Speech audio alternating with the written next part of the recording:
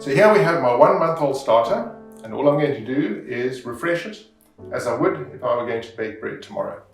So the first thing I do is reduce the acidity. Now there are a couple of ways of doing that. As you'll see, I've got a small jar. So the first way is not going to work, which is to add a lot of water and flour to this mixture. But I don't want to do that. So what I do is just take a spoon and I take out starter. Doesn't really matter how much you're left with, although you really want to reduce that acidity. The longer it's been in the fridge, the more acidic it will be. So let's take out a good amount of starter, leaving behind perhaps a tablespoon or two, something like that. Okay, so that's all there is to it, and I'm going to leave that behind for good reason. Now the next step is to weigh out some ingredients. You'll know by now that I favor weighing out ingredients rather than using volumetric measure. It's just a lot more accurate, and you'll find most bakers and bakeries will use weight. So I zero that. I take some water. Plain old tap water is fine. Room temperature, no issues. I'm going to put in 50 grams. Oops, that's 61. It really doesn't matter. It's close enough. And now I mix it up. And all I'm doing here is getting the starter well distributed through the water. And I am also aerating or oxygenating the starter. So if I just give that a good mix like this, you will see that it is getting bubbly. And if you now smell this, it's gone from a very acidic smell to a sweet, fruity kind of smell. And that tells me that this starter is really alive and well. And so now I'll put in about 60 grams of flour.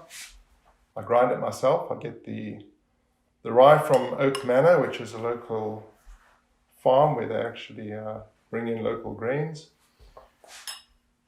So that's 60. Give that a mix. Just as simple and easy as that. Nicely mixed. Have a look.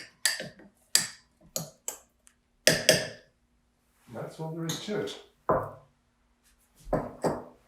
Tomorrow morning, this starter will be bubbly. It will have at least doubled in size and will be ready for me to bake.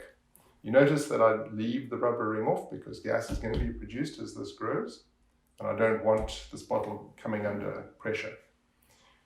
Again, just to remind you, once I've used this and I'm happy and I want to put it in the fridge to store it until the next time I bake, I seal it. So either the rubber ring goes back, or if you have a different kind of container, put the lid on, etc., and put it in your fridge, and it will be just fine. One last thing you would have seen me talk about this in the past. Sometimes it's quite difficult to see when the extent to which this rises and falls. You can always just put a little mark on it. I actually have one here. I've got a little piece of tape, which you probably can't see from there, but that tells me roughly what the level is now, and I'll see by tomorrow morning the extent to which it has grown.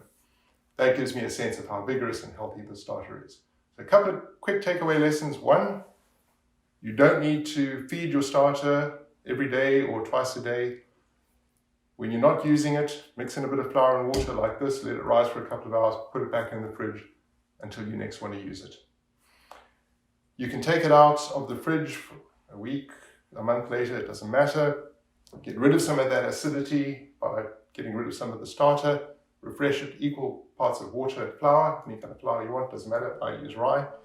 And within about 8 or 10 hours, that should be ready for you to start using in the bread making process. So that's all for now. See you next time. Thank you.